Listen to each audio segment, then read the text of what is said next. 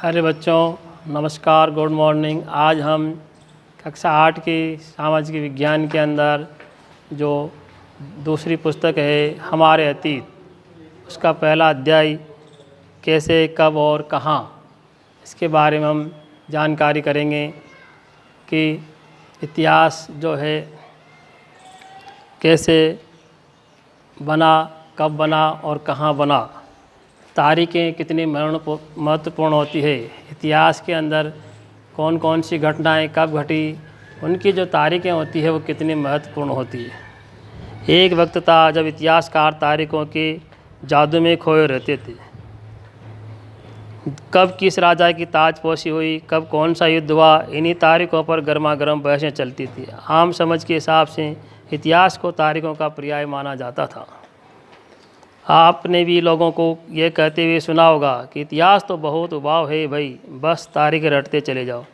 क्या इतिहास के बारे में ये धारणा सही है? इसमें कोई शक नहीं कि इतिहास अलग अलग समय पर आने वाले बदलावों के बारे में ही होता है। इसका संबंध इस बात से है कि अतीत में चीज़ें किस तरह की थी और उनमें क्या बदलाव आए। जैसे कि हम अतीत और वर्तमान की तुलना करते हैं, हम समय का जिक्र करने लगते हैं, पर पहले और बाद में की बातें करने लगते हैं। रोज़मर्रा की ज़िंदगी में हम अपने आसपास की चीज़ों पर हमेशा ऐतिहासिक सवाल नहीं उठाते। हम चीज़ों को स्वाभाविक मानकर चलते हैं, मानो जो कुछ हम दिखा रहे हैं वह हमेशा ऐसा ही हो रहा है। लेकिन हम सबके सामने कभी कभी अचंभे के क्षण आते हैं। कई बार हम उत्सुक हो जाते हैं और ऐसे सवाल पूछते हैं जो वाकई ऐतिहासिक होते हैं।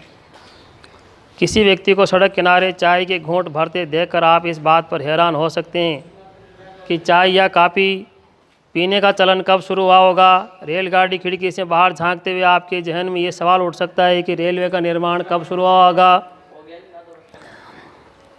रेलगाड़ी के आने से पहले लोग दूर दूर की यात्राएं किस तरह कर पाते थे। सुबह सुबह अखबार पढ़ते हुए आप ये जानने के लिए उत्सुक हो सकते हैं कि जिस ज़माने में अखबार नहीं छपते थे उस समय लोगों को चीज़ों की जानकारी कैसे मिलती थी। ये सारे ऐतिहासिक सवाल हमें समय के बारे में सोचने के लिए प्रेरित करते हैं। समय को हमेशा साल या महीनों के पैमाने पर नहीं देखा जा सकता। कई बार ऐसी प्रक्रियाएं के लिए कोई तारीखें तय करना वाकई गलत होता है जो एक लंबे समय तक चलती रहती है। भारत में लोगों ने अचानक एक दिन सुबह सवेरे चाय पीना शुरू नहीं किया था।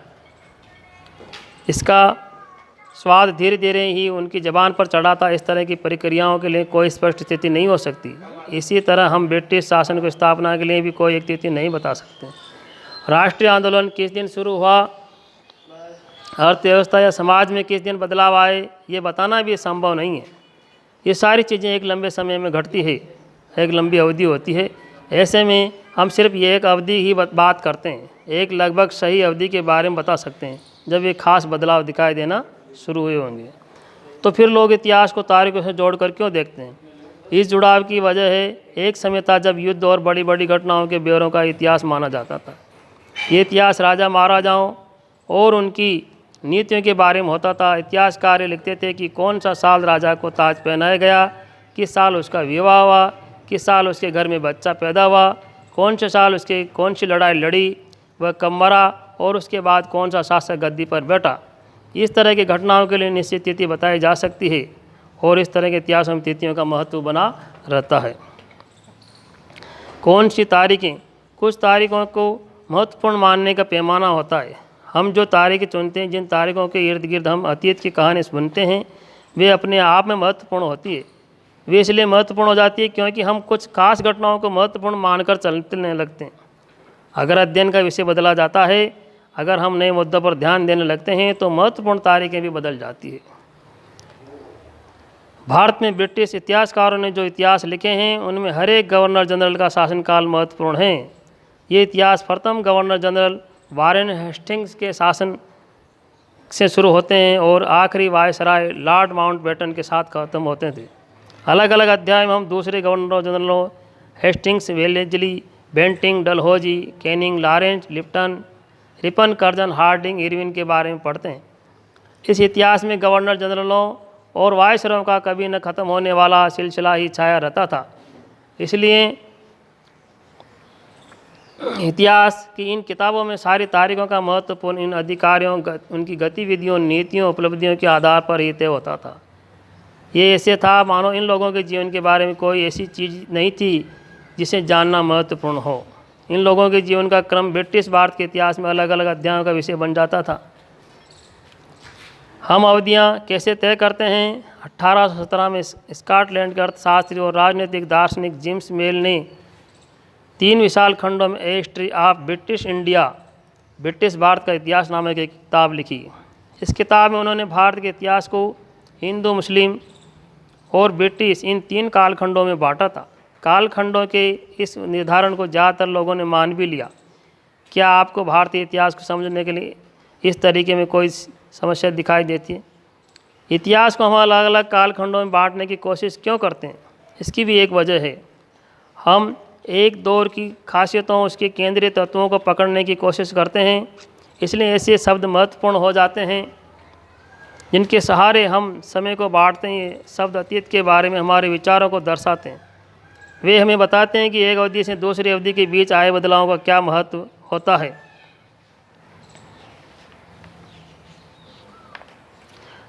मिल को लगता था कि सारे एशियाई समाज सभ्यता के मामले में यूरोप से पीछे है। इतिहास की उनकी समझदारी ये थी कि भारत में अंग्रेज़ों के आने से पहले यहाँ हिंदू और मुसलमानों का तानाशाह का ही राज चलता था। यहाँ चारों ओर केवल धार्मिक, वैर, जातिगत बंधनों और अंधविश्वासों का ही बोलबाला था। मिल की राय में ब्रिटिश शासन भारत को सभ्यता की राह पर ले जा सकता था। इस काम के लिए जरूरी था कि भारत में यूरोपीय शिष्टाचार, कला, संस्थानों और कानूनों को लागू किया जाए। मिल ने तो यहाँ तक सुझाव दिया था कि अंग्रेज़ों को भारत के सारे भूभाग पर कब्जा कर लेना चाहिए ताकि भारतीय जनता को ज्ञान और सुखी जीवन प्रदान किया जा सके। उसका मानना था कि अंग्रेज़ों की मदद के बिना हिंदुस्तान प्रगति नहीं कर सकता। इतिहास की इस धारणा में अंग्रेजी शासन प्रगति और सभ्यता का प्रतीक था। अंग्रेजी शासन से पहले अंधकार का दौर था। क्या इस तरह की धारणा को स्वीकार किया जा सकता है? क्या इतिहास के किसी दौर को हिंदू या मुसलमान दौर कहा जा सकता है? क्या इन सारे दौरों में कई तरह के धर्म एक साथ नहीं चलते थे? किसी युग को केवल उस समय के शासकों के धर्म के हिसाब से तय करके ज़रूरत क्या है? अगर हम ऐसा करते हैं तो इसका मतलब ये कहना है कि औरों के जीवन और तौर तरीकों को कोई महत्व नहीं होता। ये हमें याद रखना चाहिए कि प्राचीन भारत में सारे शासकों का भी एक धर्म नहीं होता था। औपनिवेशिक स्थानीय नवाबों और राजाओं को दबाकर अपना शासन स्थापित किया। आप देखेंगे कि किस तरह उन्होंने अर्थव्यवस्था और समाज पर नियंत्रण स्थापित किया। अपने खर्चों को निपटाने के लिए राजस्व वसूल किया। अपनी ज़रूरतों की चीज़ों को सस्ती कीमत पर खरीदा। निर्यात के लिए महत्वपूर्ण फसलों की खेती कराई। और इन सारी कोशिशों के क्या कारण बदलाव आए? आप ये भी जानेंगे कि ब्रिटिश शासन के कारण यहाँ की मूल्य मान्यता और पसंद नापसंद, रीति रिवाज और तौर तरीकों में क्या बदलाव आए।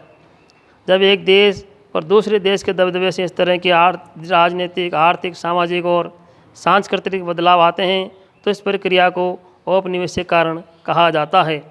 इस प्रकार से जो है इतिहास की तारीखें और उनकी जो अवधि होती है वो मानी जाती है, लिखी जाती है। आज ये पाठ जो है हम इतना ही पढ़ेंगे। इसके बाद इसका अगला भाग जो है हम आपके सामने जल्दी ही लेकर आएंगे। तब तक के लिए नमस्कार।